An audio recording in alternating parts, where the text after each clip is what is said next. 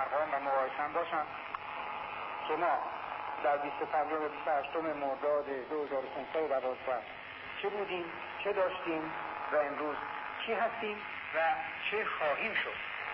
ما به شما نوید و وعده تمدن بزرگ با جزیئاتش به شما میدیم و دیگران فکر میکنم که به شما وعده وحشت بزرگ بدهند. باز مقایسهش با ملت ایران. Interviewed the Shah's successor only once. It was shortly after the Americans at the U.S. Embassy in Tehran had been taken hostage, and the Ayatollah Khomeini made it clear in the interview that those hostages would not be going home soon. But the question that drew his attention most palpably was this one. Imam President Sadat of Egypt, a devoutly religious man, a Muslim, says that what you are doing now is, quote, a disgrace to Islam. And he calls you, Imam, forgive me, his words, not mine, a lunatic. The translator worried about even translating the question, but he did. That's what I heard President Sadat say on American television. Yes. That the Imam is a disgrace to Islam, yes. And he used the word a lunatic. And the Ayatollah promptly called for the assassination of Anwar Sadat. He forces the driver at gunpoint to stop. The assassins jump off.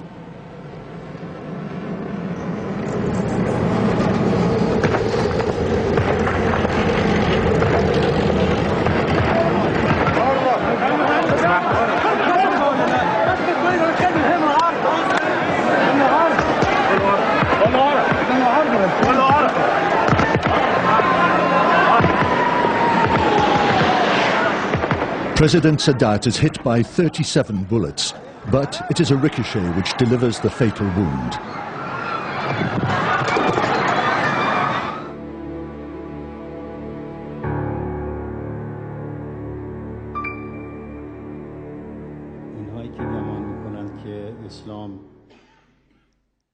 President Jimmy Carter had a plan for peace in the Middle East, and it's a major focus for President Obama. But as we saw with Carter, Obama might not have the best approach. Mike Evans is a Mideast analyst and author of Jimmy Carter, The Liberal Left, and World Chaos, a Carter-Obama plan that will not work. And actually, some of the foundations of Jimmy Carter's policies we're still dealing with today. First off, Mike, Jimmy Carter, a man of peace, he brought peace to the Middle East, didn't he?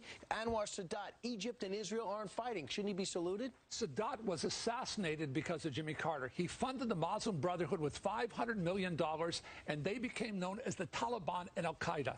And that was Zawahiri. Who was one of the founders of the Muslim Brotherhood. Jimmy Carter said, makes no bones about it. He is not pro-Israeli. He is pro-Palestinian. Right.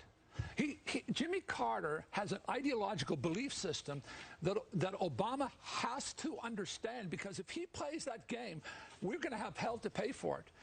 He deposed the Shah of Iran. I did criticize the president because of our undercutting of what was a stalwart ally, the Shah of Iran. And I am not at all convinced that he was that far out of line with his people, or that they wanted that to happen. The Shah had done our bidding and carried our load in the Middle East for quite some time.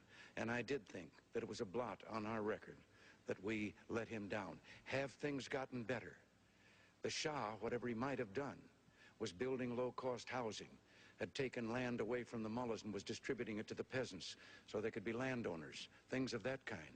But we turned it over to a maniacal fanatic who has slaughtered thousands and thousands of people, calling it executions. He conspired through a Guadeloupe summit to overthrow the Shah of Iran. The president of France told me he was a bastard of conscience. He showed up in Guadeloupe with the French and the Germans and told us. And next thing you know, the Ayatollah Khomeini comes over from France, takes over, and nothing's been the same in that region. But how does that relate to Barack Obama? With terrorists and journalists. Peter Jennings was on the plane, Air France.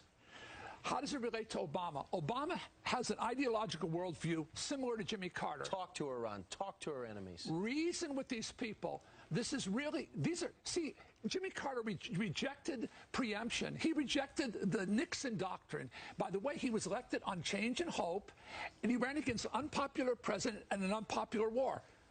Watergate, Vietnam. Nixon.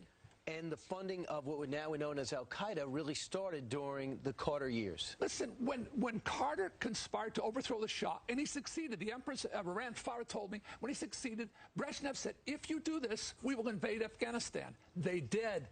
The invasion, the Shah told his wife, I fear that horror will come upon the world if he does this, because I fear that the Russians will invade Afghanistan and Saddam Hussein will invade us, and the radical Islamics will become an epidemic, and they did. And you see a lot of similarities between the two. Absolutely. Carter released his book on January 20th. I released mine on January 20th. My book is about 30 on Amazon. It's about 700. The reason why is these are facts. I'm not saying stuff in here I'm making up, Brian. I've met with more generals, more intelligence leaders than you can imagine. You asked me, did I learn something? I learned a ton of stuff that I did not know. Why did 9/11 happen? How did it start?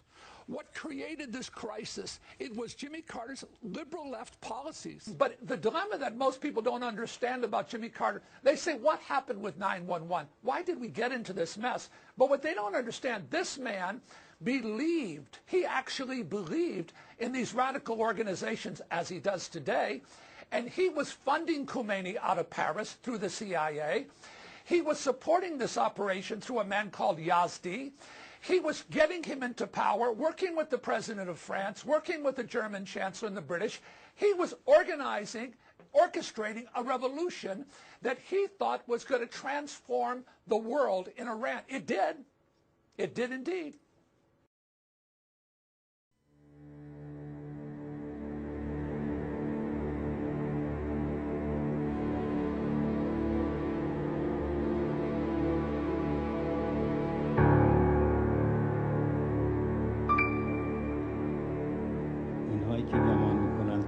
اسلام نگفته است جنگ تا پیروزی، اگر مقصودشون این است که در قرآن این عبارت نیست درست میگن، و اگر مقصودشون این است که در این بالاتر از این با زبان خدا نیست اشتباه میکنند.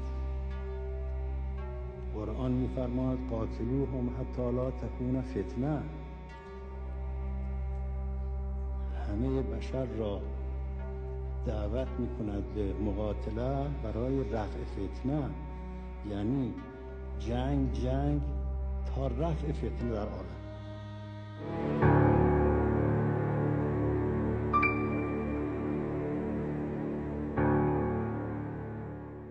خب ما از اون امام با اون اندیشه دفاع میکنیم، با همه وجود دفاع میکنیم و معتقدیم بله اندیشه‌های انحرافی هم هست، با امام هم سازگار نبودن. Senator Johnson, are you familiar with the EM Peace Commission's 2008 report?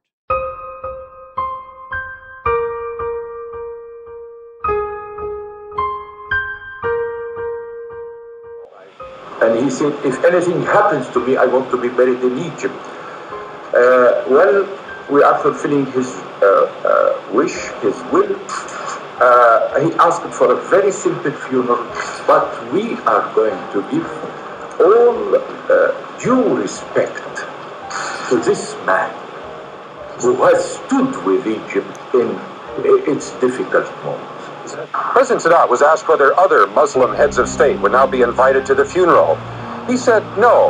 Should those who were not ready to help the Shah in his hour of need now want to come and pay tribute, they would be politely turned away.